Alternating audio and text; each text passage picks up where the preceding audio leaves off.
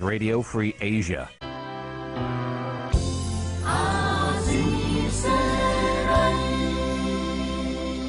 រហូតមកទល់សប្តាហ៍នេះគេសង្កេតឃើញព្រៃឈើកំពុងរងការបំផ្លាញយ៉ាងអនាធិបតេយ្យសឹងទូទាំងប្រទេសតាមរយៈផ្លាកសម្បត្តិដីសេដ្ឋកិច្ចរបស់រដ្ឋាភិបាលដែលនៅមិនមានការទទួលខុសត្រូវចំពោះវិនិស្សកម្មព្រៃឈើទាំងនោះនៅឡើយនេះជាឡានរបស់ត្រង់សណ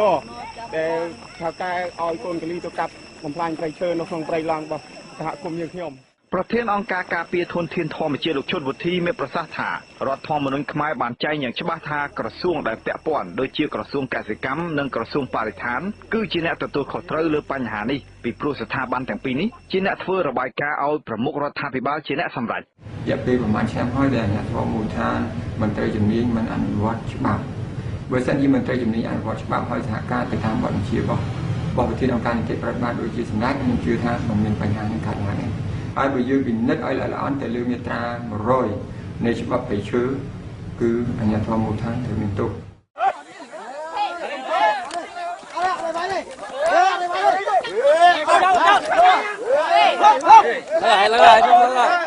ប៉ុន្តែមកពីបច្ចុប្បន្នយើងគិតឃើញថាអ្នកដែលការពារធនធានធម្មជាតិអ្នកដែលជួយសង្គ្រោះធនធានធម្មជាតិទៅជាមានទោសទៅវិញ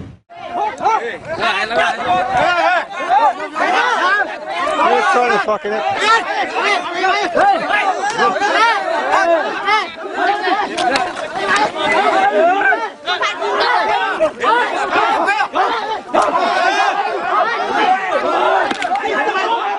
លោកថ្លែងបន្តថាក្រមបច្ចេកទេសសិក្សាស្រាវជ្រាវវិតម្លៃរបស់ក្រសួងកសិកម្មនិងក្រសួងបរិស្ថានតែងទទួលបានប្រាក់សំណូករាប់ម៉ឺនរាប់សែនដុល្លារសហរដ្ឋអាមេរិកពីក្រុមហ៊ុនឯកជនដែលជាអ្នកដាក់ពាក្យសុំសិទ្ធិកាន់កាប់ដីសម្បត្តិសេដ្ឋកិច្ចនានា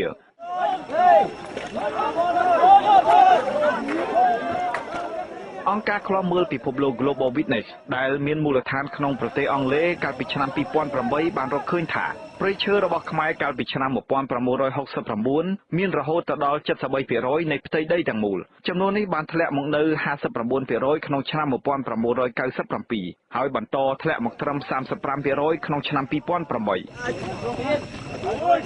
នាយកប្រតិបត្តិនៃវេទិកាអង្គការមិនមែនរដ្ឋាភិបាលស្ដីពីកម្ពុជាលោកឈិតសំអាតថ្លែងថាកម្ពុជាសម្បូរទៅដោយព្រៃព្រឹក្សានិងធនធានរ៉ែតែកម្ពុជានៅតែស្ថិតនៅក្នុងលំដាប់ប្រទេសដែលក្រីក្រជាងគេបំផុតក្នុងតំបន់លោកបន្តថា 30% នៃចំនួនពលរដ្ឋសរុបស្ថិតនៅក្រោមបន្ទាត់ភាពក្រីក្រហើយពលរដ្ឋខ្មែរប្រមាណ 90% រស់នៅតាមទីជនបទពឹងផ្អែកទាំងស្រុងទៅលើរបរកសិកម្មខណៈកសិករត្រូវការទឹកដីនិងព្រៃឈើដែលជាធនធានដ៏សំខាន់នោះលោកថ្លែងបន្តថាក្នុងរយៈពេលចុងក្រោយនេះរដ្ឋាភិបាលមិនបានបែងចែកដីសង្គមគិច្ចឲ្យបានច្រើនដល់ពលរដ្ឋក្រីក្រនោះទេតែបែរជាបានផ្ដល់ដីសម្បត្តិសេដ្ឋកិច្ចរាប់សែនហិកតាទៅឲ្យក្រុមហ៊ុនឯកជនទៅវិញហើយមួយទៀតកាលណាយើង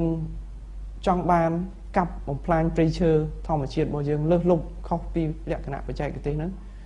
ធ្វើឲ្យប៉ះពាល់ច្រើនទៅដល់ការប្រែប្រួលអាកាសធាតុក្រុមអ្នកឃ្លាំមើលបទល្មើសព្រៃឈើនិងគោលនយោបាយដីសម្បត្តិសេដ្ឋកិច្ចរបស់រដ្ឋាភិបាលកម្ពុជានិយាយថានៅរយៈពេលចុងក្រោយនេះរដ្ឋាភិបាលដែលដឹកនាំដោយលោកនាយករដ្ឋមន្ត្រីហ៊ុនសែនបានផ្ដល់ដីសម្បត្តិសេដ្ឋកិច្ចប្រហែល1លាន7សែនហិកតានិងសម្បត្តិដីរ៉ែទំហំ1លាន9សែនហិកតាផ្សេងទៀតដល់ក្រុមហ៊ុនឯកជនជាច្រើននិងក្រុមហ៊ុនសាងសង់ទំនប់វារីអគ្គិសនីចំនួន5ខ្ញុំតាំងសារ៉ាដាវុទ្ធុអាស៊ីសេរីពីរដ្ឋធានី